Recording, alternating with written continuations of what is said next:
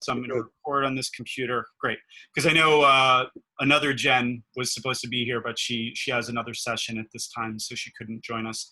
And there are others that I know can't be here at this time. So I'm just going to record each one going forward. But thanks for the reminder, John. So, okay. All right. So I'm going to share my screen, and we will go through the beginnings. John saw some of this yesterday. This will be fairly new to you, Jennifer, but that's okay. And basically, I've added a little bit more. My course starts next Wednesday. I teach from 5 to 7:50 remote. So I'm going to build in, obviously a lot of the stuff that we talk about in OTE, even though it's a remote course, because I want to be able to go into that session and just do activities and apply what they've already consumed and that sort of thing. So my thought process, and I've actually written it down right here. I don't know if you can see it, but basically I look at the week as starting on Monday, even though class is on Wednesday, right. I have it, Monday is the beginning of the class, Sunday is the end of the class. Monday, Tuesday, Wednesday, up until actual remote class time, my expectation of the students will be that they're consuming the content. Very much like OT, you know, you consume the content on the front end of the week, and then you start with the discussion, and then you work on your CDM. So in this case, they're consuming, it's a marketing class, principles of marketing class. They're going to consume the content, watch the videos, listen to the podcasts, Monday, Tuesday, Wednesday. And then when we get to the synchronous class time, we're going to have a conversation about it. Okay, what stuck out in this article? You know, what was the, what were some of the highlights of the podcasts that you listened to? What are some things that you watched in terms of examples of marketing? Depending on the week, it might be marketing along the lines of the Super Bowl, you know, all the Super Bowl ads that go on, and what was your favorite one, and getting the students to talk about that. Mm-hmm. And so class will be on Wednesday evening, and then that night they will jump right into a discussion board, which is first post on Wednesday, their initial post. They'll have three responses to their classmates by Friday, and then circle back to one of the students that responded to them by Sunday. That's my methodology. And I'll show you on the screen. I created a page which just says, you know, this is how discussions work, and I recorded a video. So after we finished the session yesterday, I went and recorded a bunch of videos for this course. And it's real easy in Canvas. And I'm not gonna do it again today necessarily. Maybe I will, we'll see. But Canvas makes it really easy. I was actually pretty surprised. So here's a little video that talks about the discussions. It's 2 minutes, which is great, you know, short and sweet, you know, no need for it to be long and drawn out. And then here's how they're managed. Did that get bigger for you guys? Yes. Okay. Thank you. Yes. So I'm going to follow the same rhythm every week. And I'm not going to, I haven't decided yet if I'm going to do a discussion every week. I might just do a discussion every week. That way the students get into a rhythm. Yeah. Damien, can I ask one question with this? Because I think I was confused by it, and I don't know if it's a program question, departmental, that I need to ask, or if it's just general knowledge. But my class is scheduled to be a 3-hour course. Sure. Because it's an externship practicum course. So there's little bit of lecture, little bit of discussion about what students are doing at training sites. And I had to write an announcement and post it, even though I'm not starting till next week, just kind of giving a layout of the course time and how they can reach me and all of that. I thought the 3 hours had, you know, were filled.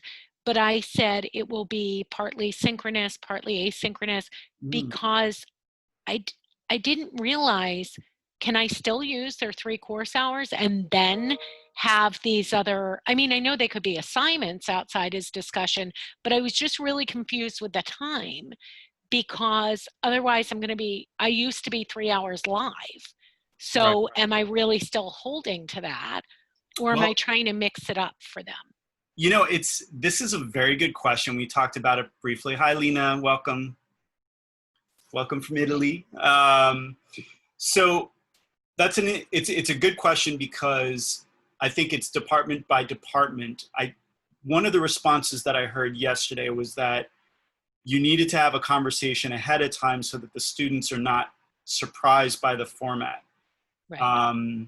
So I think that if you're teaching, and I'm going to follow up, I'm going to do the same exact thing. I'm going to talk to my department head, and I'm going to say, Dr. Forte, do I have the flexibility of adjusting the time, not the time for when we meet together, but not going the full 3 hours, and then bolstering that learning with the asynchronous stuff, the videos and the mini lectures and that sort of thing. My sense, I've been teaching for her for 10 years. I think she's going to be just fine with it. Yeah. But that's a conversation I think you have to have with the department head, because frankly, what a lot of faculty are doing, which is perfectly fine, if they're teaching remotely, they're just teaching 3 hours or 2 hours and 50 minutes or whatever it is. The reason why it's a little tricky is because from an accreditation perspective, we don't want to get dinged for not delivering enough learning time with the students. And I'm the nerd that went in and read the adjustments to Middle States accreditation when it comes to online learning.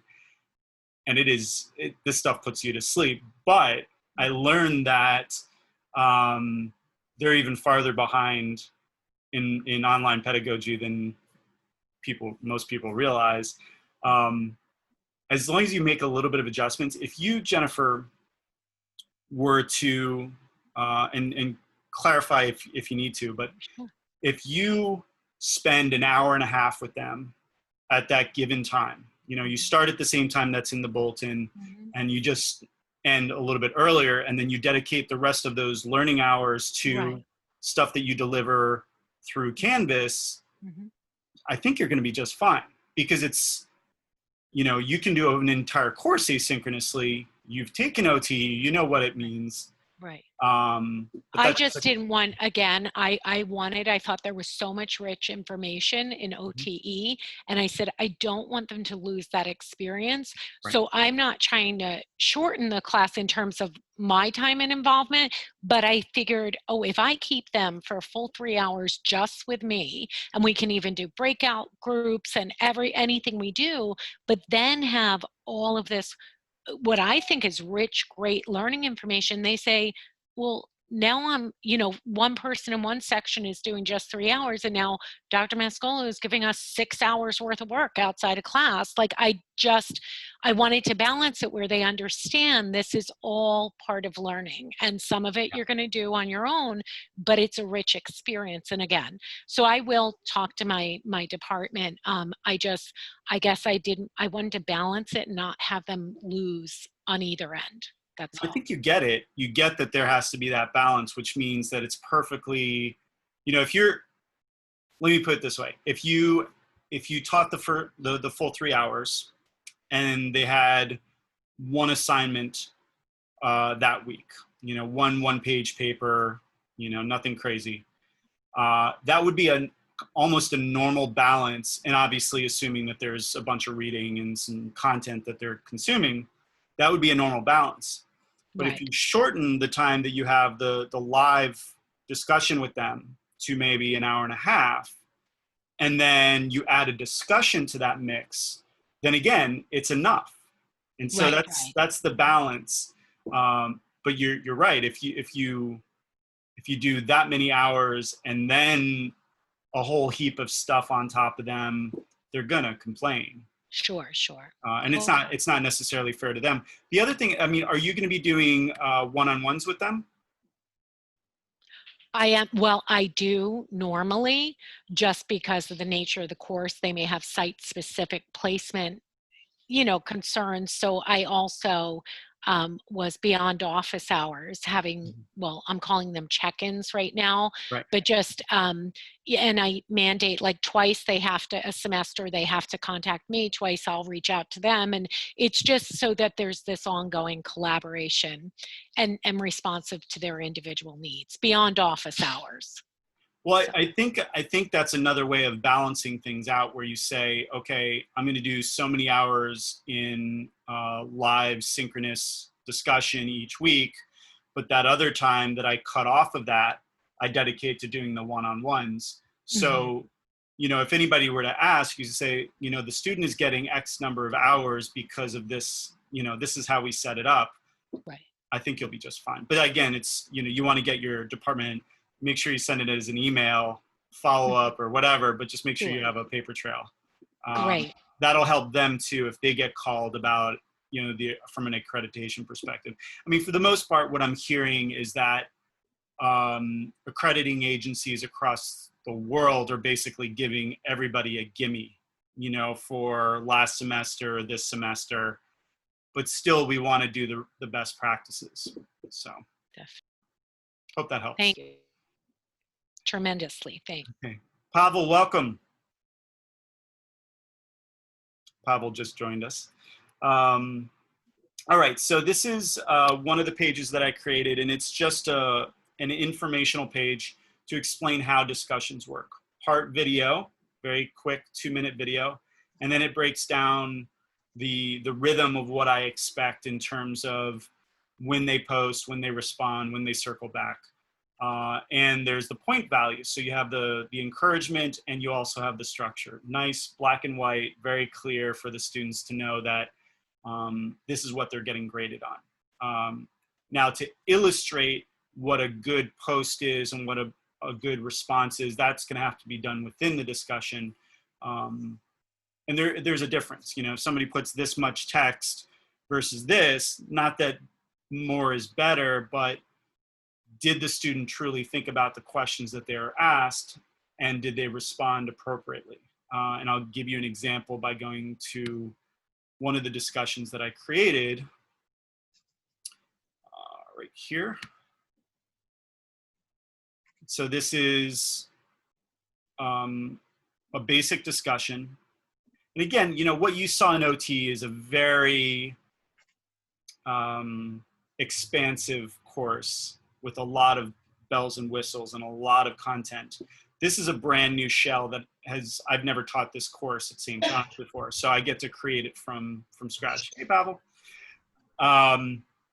So I just put in some very basic things. Here's an article for you to read, and then 3 questions to prompt a post along with, you know, the deadlines. So I have the same, you know, the first couple weeks, you definitely want to reinforce the grading part, but maybe the 3rd week you take out this part that says each discussion is graded as follows, because you don't want to be kind of just pushing them around with what the grading looks like. You just want to focus on the learning rather than the grading.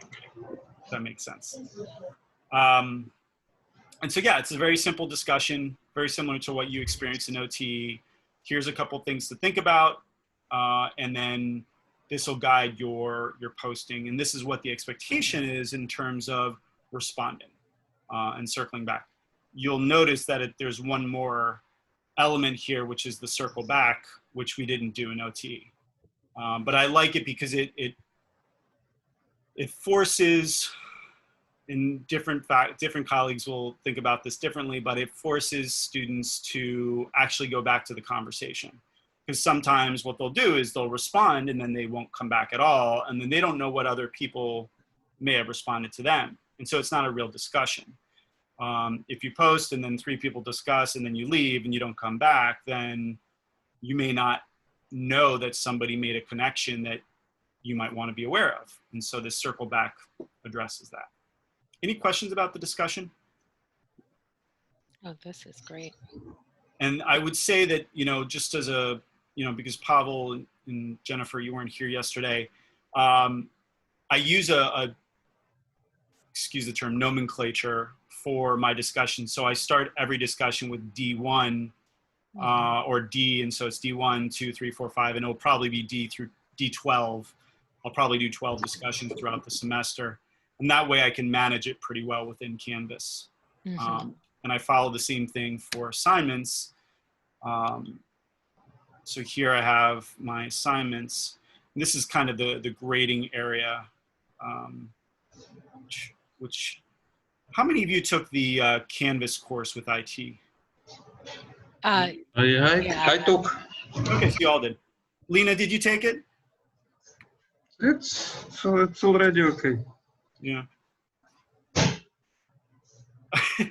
Lena, your mic is off.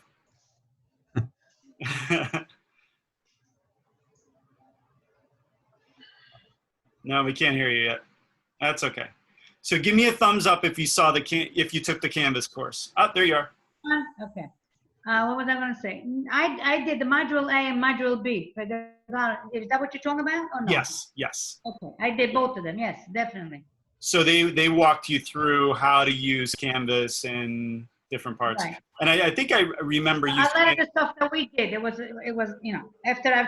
after we took our course, it was it was just very, let's put it this way, it was okay. But I know a lot of the stuff that we did.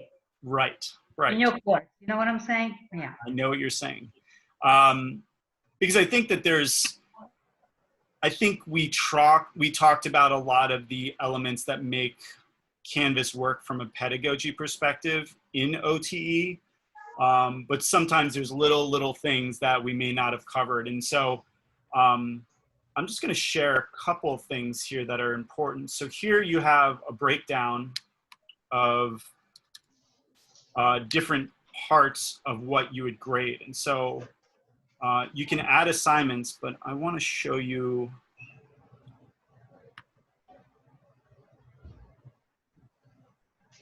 Let's see. Remember how to do this the way that I like to.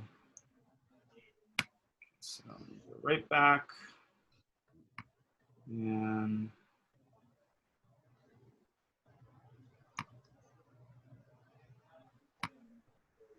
so this is a way to figure out your final grade at the end of the course. And so right now I could say that, 30% is discussions, 30% is assignments. And then you add a group. So I might put participation. I think this is going to work the way that, yep, there you go.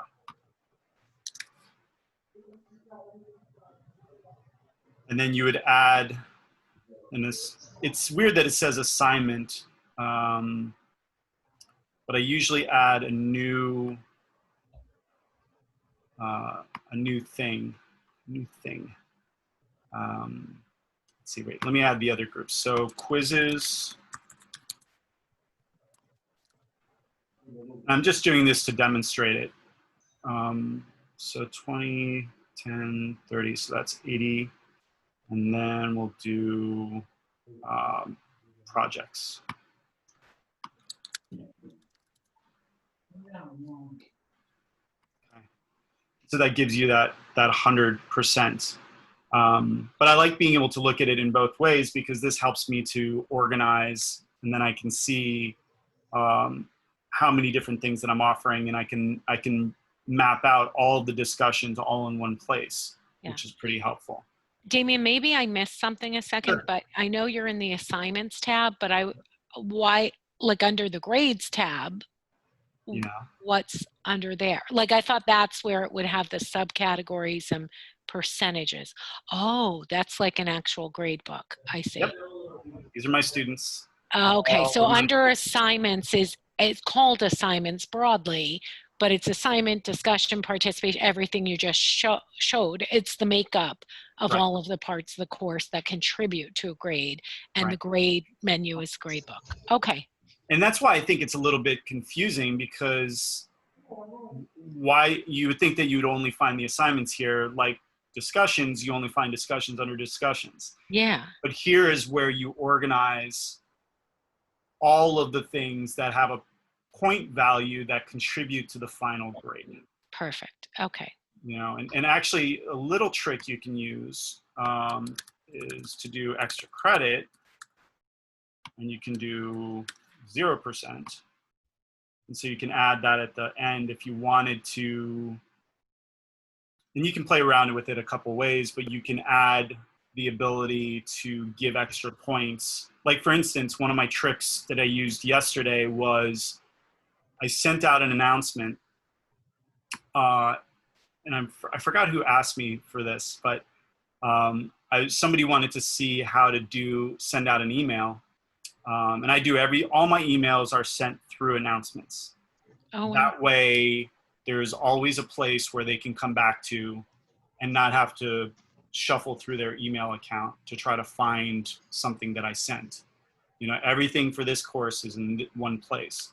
And for fun, I just sent out a thing that said an extra credit point to the first student that emails me back at duchampd@stjohns.edu. I got 12 students to respond. And the first, because of course they want an extra credit point. And it reinforced that Canvas was open. It reinforced that that's how I'm going to communicate.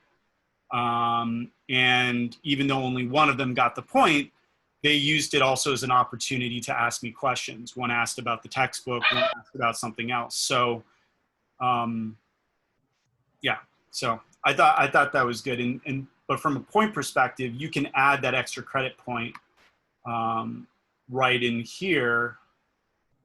Right here, I can add, I'll just say assignment, but EC first response. And I'll just do 100 points because I can give the value afterwards. Because this is %, but then I can change this.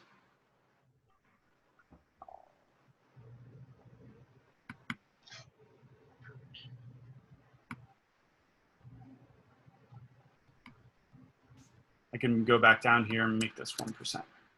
So that way they have the potential of getting 101 on the course because I can add that 1%. Anyway, it's just, there's little ways to customize the grading philosophy for the course using Canvas. All right, I'm gonna go back to the home and I'm gonna do some explanation here. So this is home for me in Canvas is the modules. And so under choose homepage, you can make it the syllabus page, which is basically, it just looks like a normal page. You can add a picture and do everything. I think that's the way we do it in OT. But I like to start with modules because I want them, every time they open up the course, I want them to see the getting started, and I want them to see week by week what they should expect. And these are little things that I want to emphasize today is that you have a lot of opportunity to anticipate the questions that students have. In this particular instance, obviously I have a welcome, which is, you know, what it is. I haven't even put anything. And I also have my bio, which is the same bio that I use in OTE, minus the old video that doesn't make any sense anymore. I have the how discussions work. And these are just pages, and they're just pages that I've put text in and a little bit of video. And then this is something that I wanted to focus on. I provide 2 examples of papers so that the students know what the expectation is for submitting assignments. So if it's a 1-page paper, that's what it should look like. If it's a 2-page paper, this is what it should look like. And they're essentially the same length in terms of words, give or take, but one is single spaced and one is double spaced. And they can just click on it and they can see it. And it just gives the example of the formatting, including APA, and then the references at the end. And one of the things that I'm intentional about is to not only give them the PDF version, but I also give them the doc version. So if they want to just download that document, then they can just replicate the exact format and replace the text with their text. And so that way there's no reason why they can't do it properly.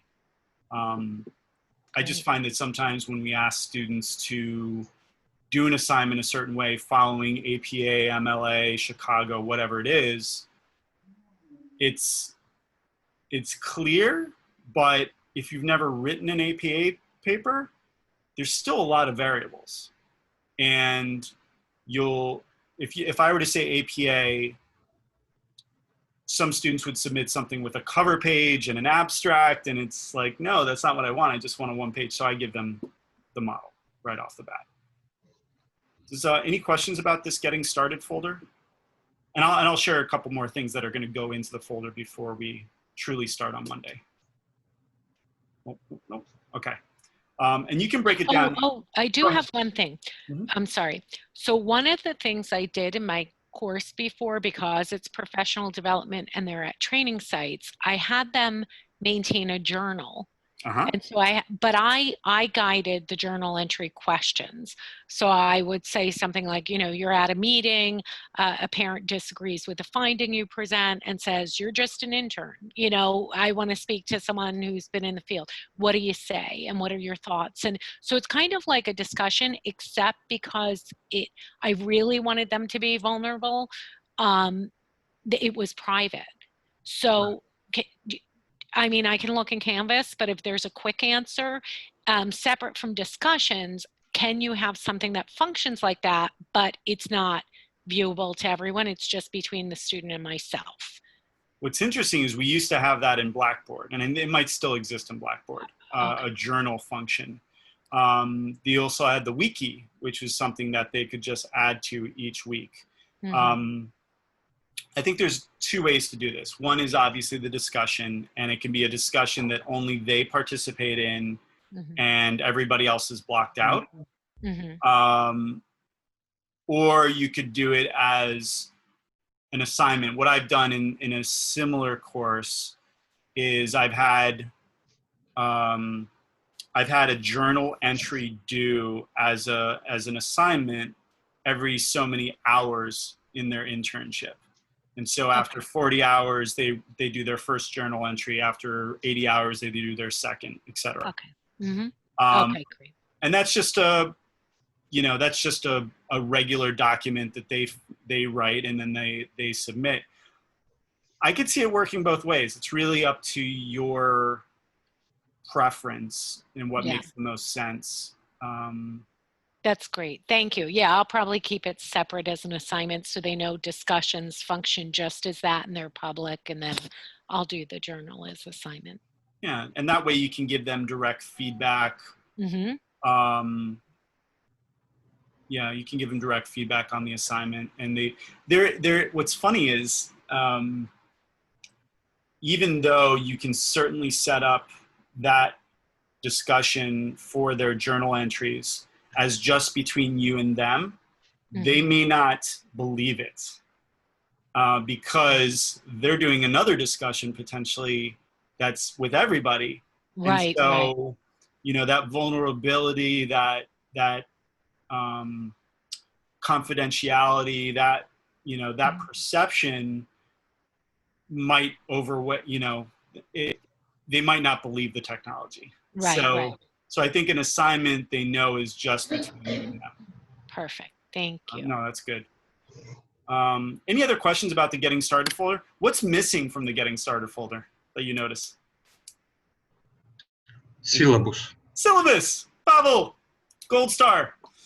Yeah. There's no syllabus because the syllabus they sent me for this course is so ancient. So I'm I'm not redoing it, but I'm just reformatting it. So that's my homework for tomorrow, is to get that resolved. But I've already sent them the textbook information. I've already sent them some of the pieces that they need to know along with their first assignments. And I sent a survey, which I know some of you saw it yesterday, but I'm going to show it again. So I created a survey in Google Forms,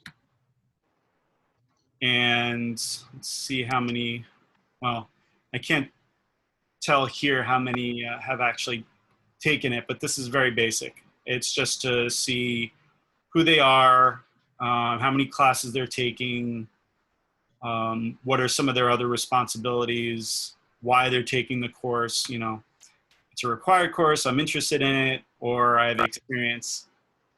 Oh, sorry. And then to get a sense of the mixture of courses that they're taking. Because what I'm really trying to be aware of and sensitive to is the fact that these students are going to be taking all different types of classes this fall. Some are going to be remote, some are going to be asynchronous, some of them are going to be hybrid, and they're not going to know where they are any given day. They're going to be all over the place. And so I want to be sensitive to that and know a little bit more, and then I'll address that in our first class. So my sense is that most students have already taken it, which is good. And then the rest will probably trickle in over the next few days. And yeah, and then I ask them which textbook they purchased, because I give them the flexibility of buying different editions because they're just too damn expensive. So just thought I'd show you guys that. So yeah, the syllabus is not visible yet, but I will add that. And then there's a couple other things. I'm going to put a disability piece in there, you know, of students with learning disabilities and such, if they need reasonable accommodation, who do they need to call, who do they need to connect with. That should also be a part of the syllabus, but it isn't always. I'll put information about the writing center, tutoring, other support. I'll put some links and information related to Canvas and IT because the students are going to need that. But basically everything they need to know about the course, all the support stuff, is going to be in this folder. And I might change it up just a little bit. So you see these 4 documents for sample pages. I might turn that into one page that says, this is where you go for all your writing paper needs, or something like that. And I might have a link to Purdue's OWL website, which is good for APA. I might provide some additional resources just to help them. But again, you don't want to have too much in one place, because then they get lost in it and they don't see the stuff that you want them to see. Damien, yeah. I just, you know how, because I just saw the end of that said, don't forget to update something. Do you know when we were in class and you would send us, or I don't know if you intentionally sent it or if you set it up to be sent in the system, like you haven't posted yet in discussion or something, are there reminders filtered in there like that, don't forget to update discussion? Was that populated before? That was me. Oh, okay. That wasn't automatic. Okay. That was my way of nudging some of the people in the class who were a little bit slower than others. Okay. And here, this is a little bit different function. This is something that is not published, and it's something that is a note to me as the instructor. So you can add a text header anywhere you want. And so when you're looking at this, the students don't see that note. You see the note. So it's a nice reminder in any given week to do something. So this might say, send nudge about the discussion. And then that way it's a reminder for you to do something. Or it might be like Happy Thanksgiving. It might be, don't forget that early alerts are due. You know, and that way, when you copy the course from semester to semester, you might alter that a little bit because you don't have Thanksgiving in the spring, but it gives you those little things to remind you to do certain key things. You know, the early alerts are important. We get emails, but it's also good to see it in Canvas because you're in the place where you can check their grades and say, okay, you know, Susie's having some trouble, I need to send a note to the powers that be so that they can follow up with her. Great. So Great. it's these are just little tricks that I use. Let's see. What would you guys like me to do? Let's do something that I have a you're curious. question. Lena? Yeah? I have a question. You know, the discussion board, you know, the little introduction where you tell them how to establish the discussion, how you do. Is there a way that is it when I open up discussion, okay, I have to give them details how to do this. Do I have to do that myself to put in all the information or no? Yes. Yes, okay. Now you can, you have, if you want, I mean, you can just take a screenshot and copy it from what I've done. That's what I'm going to do. Okay. Okay. Yeah, because the way that you structure things is the way that you structure things. Right. If you, there's no standard protocol for how to do the discussions, to manage the discussions. So, Okay. Any other questions about that? Welcome, Rosa. Let's see. What would you like me to do or demonstrate? Something that you're curious about? Damien, I have a question. The Yes, John. APA, is APA official St. John's protocol? No. No, okay. No, I think that's one of the areas that you have some creative license as an instructor to choose. You could do APA, MLA, Chicago, or some variation. Right. Mine is actually a variation of APA because I provide a very specific format, which isn't 100% APA, but it's what I prefer. So it's, let's call it 95% APA. Okay, thank you. Yep. And actually, that's a good opportunity for you, John, given your discipline. If there's a style that you want them to adopt right out the gate, which is in alignment with publication standard, Yes. then that would be a great opportunity. Yeah, well, that's at the first, actually the first two modules are all about that, because part of the copy editing is to learn the AP style book, which is our Bible. And in fact, I tell them there are all kinds of style books. You know, if you're going to edit a book, you're going to be using Chicago. If you're going to be editing a book in journalism, it's going to be APA, ironically. And having edited a journalism textbook and edited an accreditation application for another university using that, I say, if you can possibly avoid APA, do so, because there are exactly 37 different styles for footnotes. Right. And if it came from a newspaper, you say P in front of the page number, because obviously newspaper people are too stupid to know that that number is a page number. But if it's not a newspaper article, you don't use the P or the PP. And so this gets into stuff that if we did that in journalism, we never get the paper out. Right. So right. so the style emphasis in this course is entirely on what gets published, rather than here's the format you have to use for your report. And that's why it's really nice, your idea of putting sample papers, so they don't have to go look stuff up in APA or somewhere.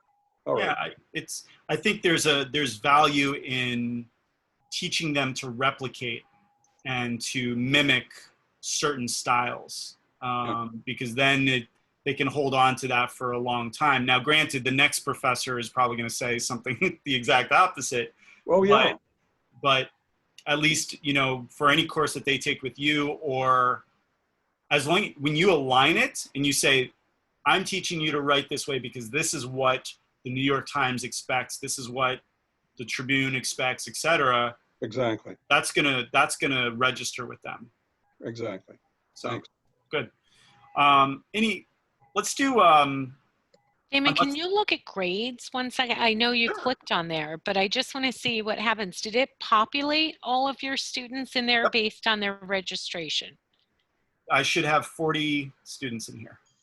And does it populate when you create the D1, A1 within those subfolders? Will Yep. it populate that? They're right here. Okay, so it does that. You don't have to go in and build the grade book. It will build it based on what you do in other pages. Automatically. Perfect. Yeah. And I know in Blackboard, we used to have to move rows around or columns around. And I think to some extent you can do that here, but I've never had to, which is great. And it's just, you know, from left to right, it'll go all the way into what the final grade is. And again, if your pictures in Zoom are in the right hand, you're not going to see all this, but at the very end, you'll see the total, which is nothing because nobody's submitted anything. But it's good to, I like the grade book, the grade view, so that I can just get a snapshot of where everybody is. I'm going to show you another trick. Excuse me, shouldn't be 100 sum of discussions and everything for for the grade? It looks like you have 101. Yeah, I did that intentionally because I gave a 1% for extra credit. Extra. So it's possible to do it 101. It's I usually go to 105. application doesn't mind. No, the application doesn't mind. I usually go to 105 because I give up to 5 points on the final grade for extra credit. And that's just it's the carrot that I use. I don't use it in every course. It probably evens out to about 103 on average. Okay. Yeah. But it's also, that's a good reminder that you have to be very careful you have to watch the digits that you put into the grades, because sometimes instead of putting 100, you'll put 1,000, and then you wonder why your grades are completely off. What was I going to show you? Oh, I love this part. Where is it? People. All right, so this is a view of Canvas, which if you've been through the modules, you'll know, but you can tell how long students have been in the course.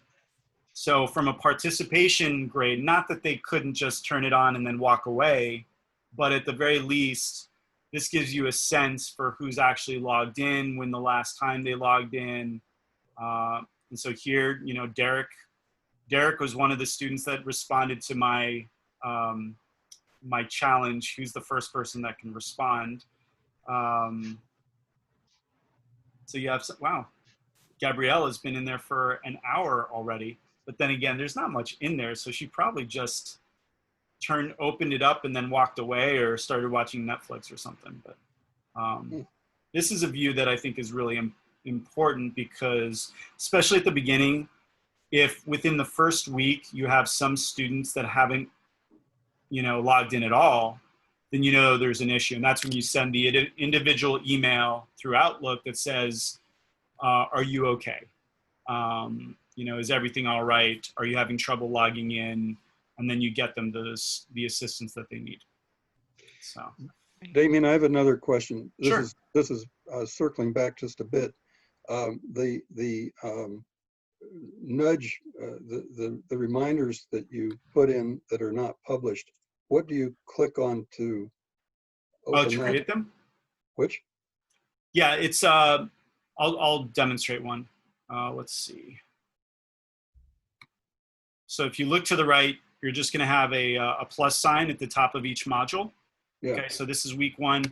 I'm just going to press on the plus, and I'm going to do text header. And so here, and you can see all the ones that I've put on in the past. It's header.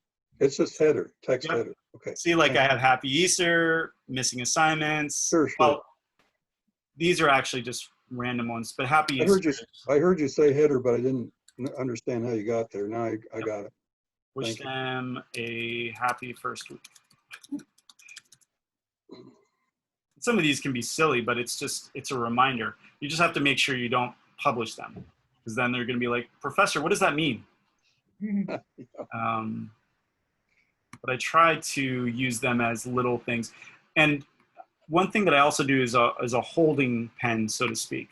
So sometimes you'll have documents or assignments that you're not going to use, you might decide, oh, I'm not going to do that. And so I just drag them, I unpublish them, and then I drag them to the holding module at the bottom. This is just a document that I added yesterday as an example.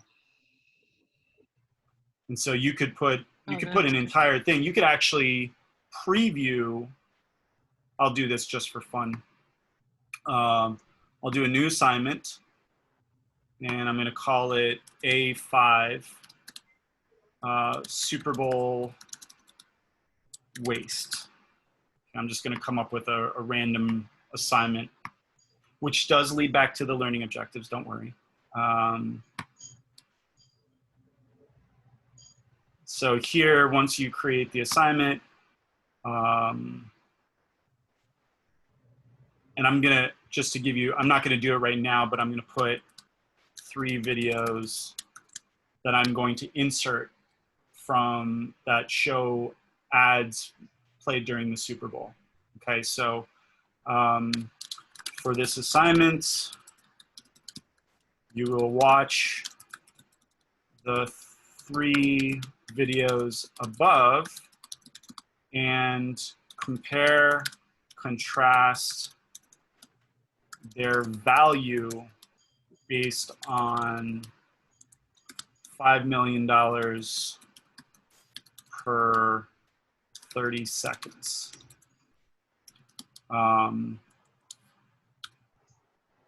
Was it worth it? Who was their audience? And again, I'm doing this, I would clean it up a lot before I actually post it. Any mistakes? And again, this is, you know, in the 5th or 6th week, based on them gaining knowledge and understanding and being able to apply an analysis of marketing and whether or not it's a good choice of doing a Super Bowl ad in the first place. You know, why is it a smart thing to spend $5 million on 30 seconds?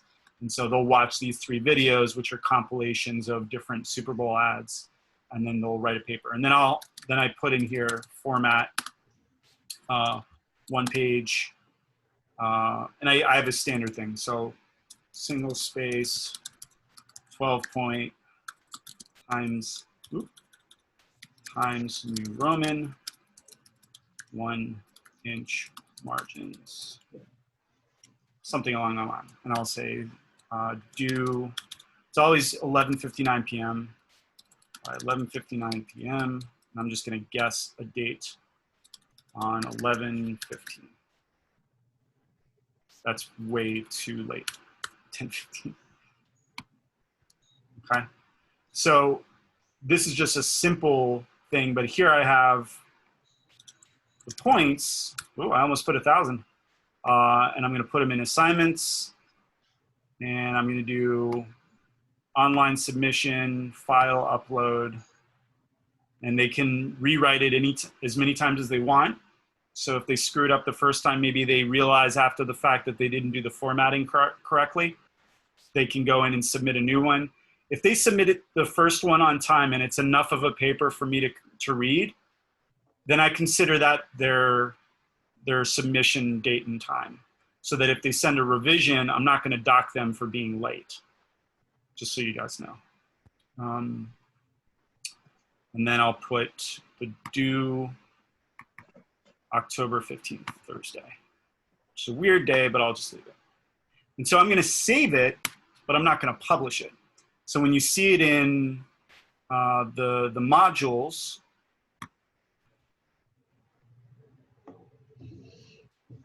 it'll be here, but it's not actually put in any of the the modules yet. So you can prepare certain assignments as your, like for instance, if you look at your CDM and you're saying, okay, this module, this module, this module, here's a learning objective that I want to build an assignment around. Mm-hmm. You create the assignment and then you can place it where you need to based on the rhythm of the course.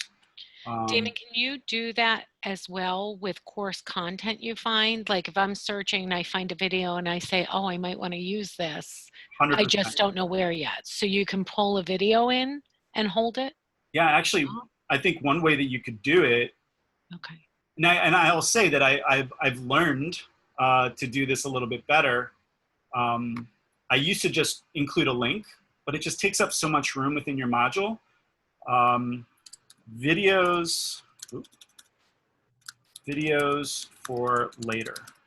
I would do it here, and you could categorize it. So traditional media,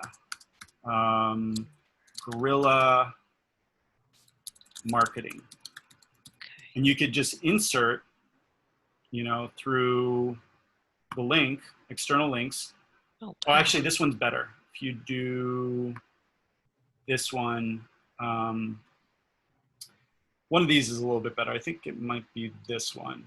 But anyway, it would just show up right there as a video, and then you don't have to publish that. You could just copy and paste it later. Wow, that's great. Thank you. You're welcome. So I'm gonna actually just save this, but I'm not going to actually publish it. But that's a good way. So what some instructors do is they actually keep a Pinterest board, and whenever they see a video that they like, or an image that they like, or something, some type of text that they like, they just pin it to their Pinterest board for that particular course. And then that's where they go to for inspiration if they're looking for content. But this is another way to put it right into Canvas. Because the beauty too is once you have this set up, you can always put in material that's already here. So if you use the course links, you can put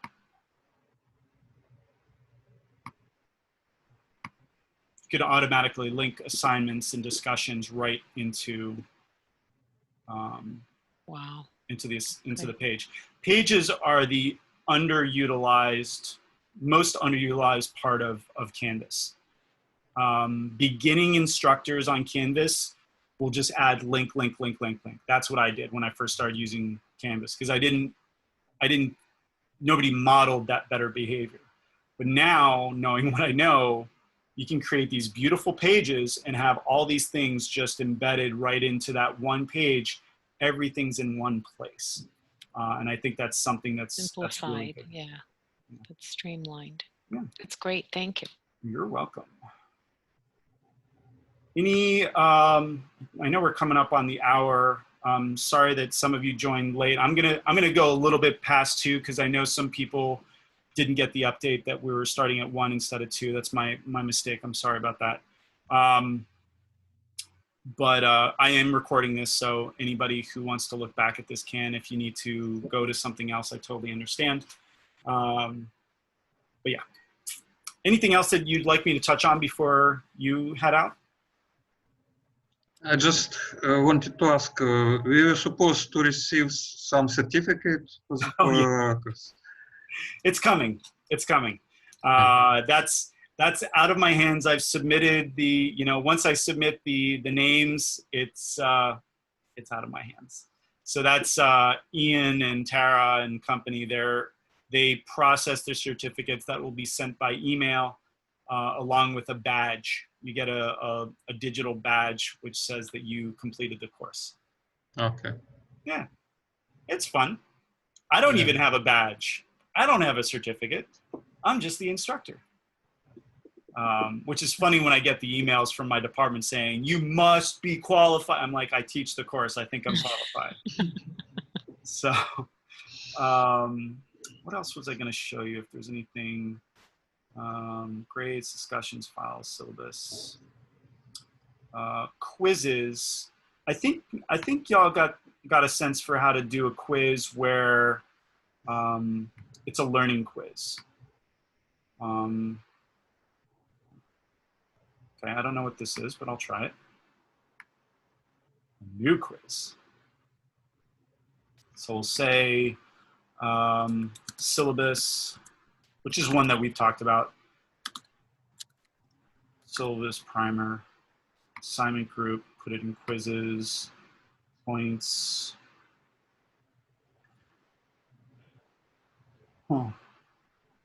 Limited.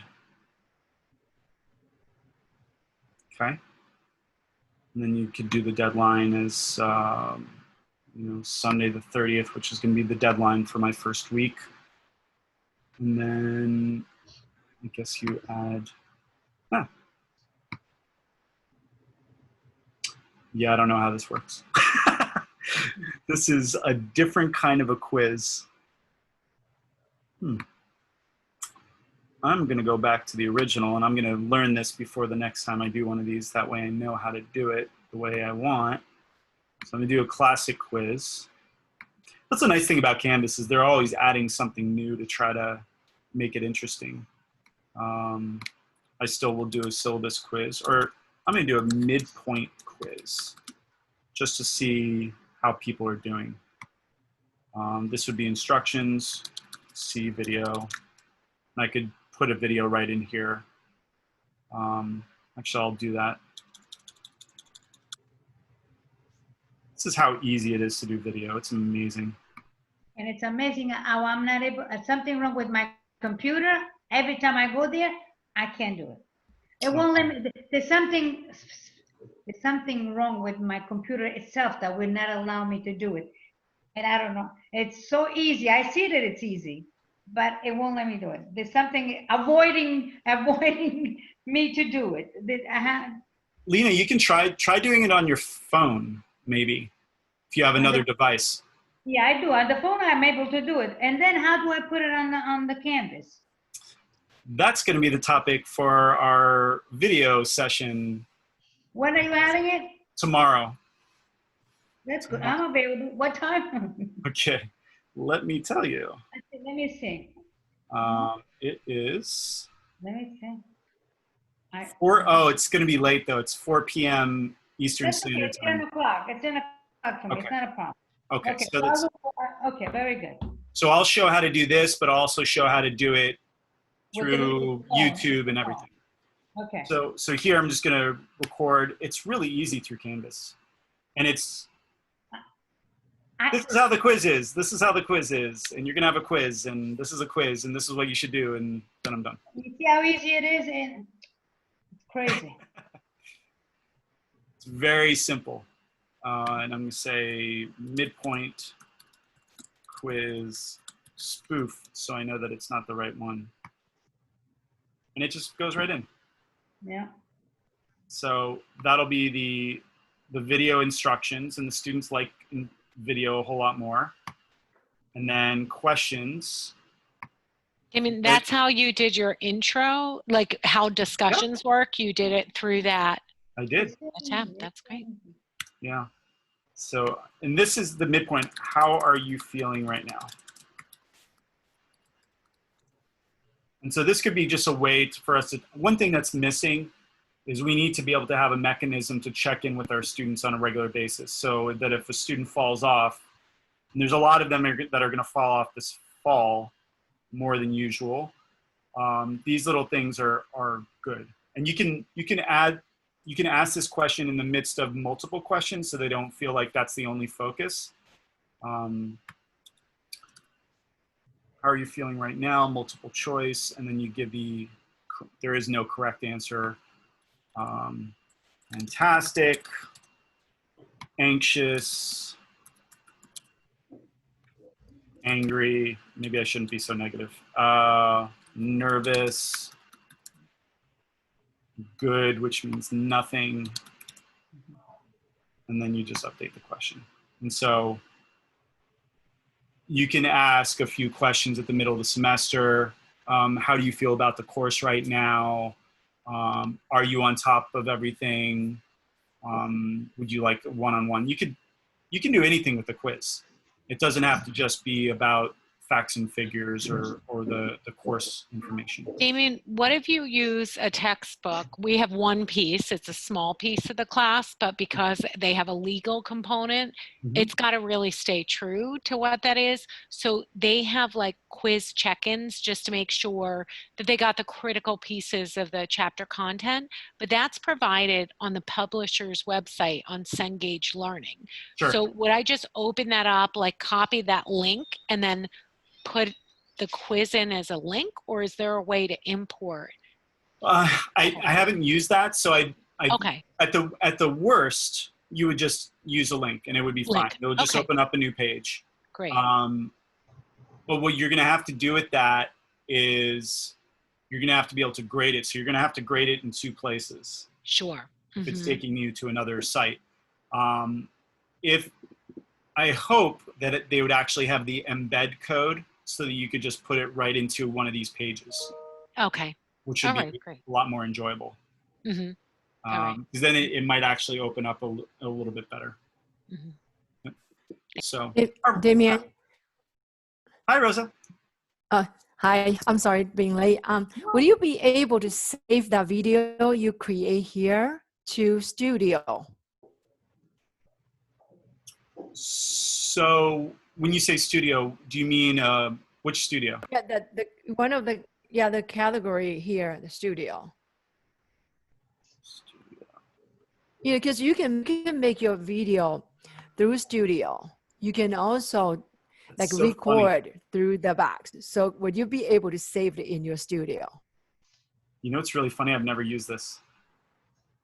Until you said it, Rosa, I've never seen this. So let's try it. Say it again, so I So try there's a part of Canvas called Studio, Okay. and I've never used it. So Where is it? hey, it's the same thing. Show it to me again. Go back. Okay, I'll be right back, Lena. Okay. That's the video. So hello, Lena. Oh. Where did you find it? Let's Rosa, start again. this is great, Rosa. This is awesome. No, So right here, it's Studio. I got it. So you go to Studio and you go on top and you record. Okay. This is such a great way to just knock out, 15 short videos Okay, very good. for your course. I hope it works. And then you should be able to take, you should be able to go to a page. Let's see. I'll do videos for later and edit. No. And I should be able to insert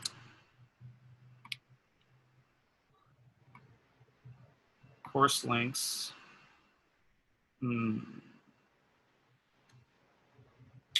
Yeah. Yeah, that's the situation I was facing, because I don't think I'm not really sure it won't be able to switch over with each other. But what about that other thing that you showed, Damien, next to the link? You said there were other things you could grab next to the link icon. Yeah. You there's that little camera. I can't, my eyes are terrible. Yeah, right that. here? Yeah. What if that That's the one where you course media? And it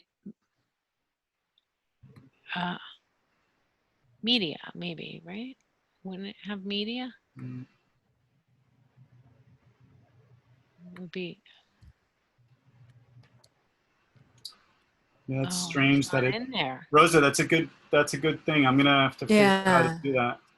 Oh, okay, that's great. Because I was playing around for a little bit and I wasn't able to really, so I started to get confused, with I'm so new to this. Be well put it in there. If it's available on the left side, you have to be able to plug it in.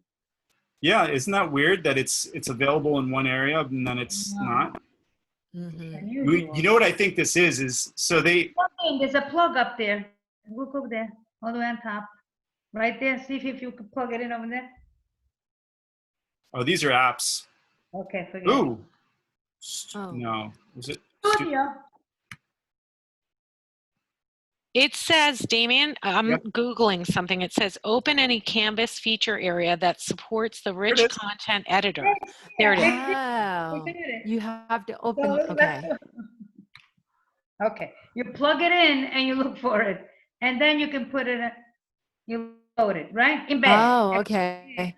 All right. Oh, that's great. Thank you. So where your plug is, that's where you find it. There it is. Thank you. Thank you. That's great. Thank you. Which is weird because it's the same, it's kind of the same interface, but then it just goes to a different place. So, Yeah. I mean, How I did think you it's do that? Where's the plugin? What'd right you? here. Right there. Good, Mom. Okay, I'm sorry. Oh, okay. Yeah. So, Thanks, Rose, for this one. I hope it works. That's Yeah. great. so we'll have to play around with this. I'll put that on the list for tomorrow. For the video. Tomorrow, yeah, Okay. tomorrow to do the All video right. discussion. So it'll be the basic one, which is right through here. This one, which is through Studio, and then how to grab video from like YouTube and other places. Mhm. So I think that'll be Okay. good. All right. All right. Thank you. I think we're I gonna have end another here. question. Oh yeah, go ahead, Rosa. Can I ask another question? I'm sorry. You may already cover it. Will we be able to like move a module to another, one module from one, for example, like you could have a module or announcement, but you wanted to move that from announcement to assignment. Would it be able to move around from each other? So you want to take the content from a mod, Yeah, like, from an announcement? yeah, it's like you create a module in assignment, but now you wanted to move to, I don't know, either, either announcement or the other one. Would you be able to round? Well, in the announcement, yes. See if I know what you mean. So you can insert the information about an assignment in an announcement or a module. Mm-hmm. Is Yep. that what you mean? No, like you create a module in one of the, what we call this menu, that's called the content. Right. You already create one. Let's say I create one for announcement, but ended up I wanted to make that announcement actually, I want students to review, I want to grade them. So I decided to move to assignment. Oh, And would you be able to do that or you had to recreate? you have to recreate. I know what you mean. Okay. Yeah, I've done that before. Yeah. Mm-hmm. Yeah, what I do is just I copy and paste the text and I just start a new assignment. Okay. Thank you. Yeah, because like you can pull an assignment into an announcement, but you can't pull an announcement into an assignment. Mm-hmm. If that makes sense. Thank you. Yeah, sorry, Rosa. Yeah, you're 1 in 1. You had a great studio edition, so this is great. We'll just have to mess around with it a little bit, see how it works. Just weird that it's not an automatic connection. Okay. All right, I got to jump on another call, so let's end here. This is recorded. I will send a link to everyone that I've put on YouTube, actually. So, if you want to join any of the other sessions, please do. All right. Thank you so much. Thank you so much. And if you know any other faculty that are struggling, definitely invite them. The more, the merrier. 4 o'clock tomorrow. 4 o'clock tomorrow. Okay. Thank you. Perfect. Now, Right. You won't get rid of us, Damien. We'll keep coming back. So good. I'm happy to do it. Thank you. So much. Take care. See you tomorrow. Thank you, everybody. See you soon. Bye, Bye-bye. everyone. Bye-bye. Bye.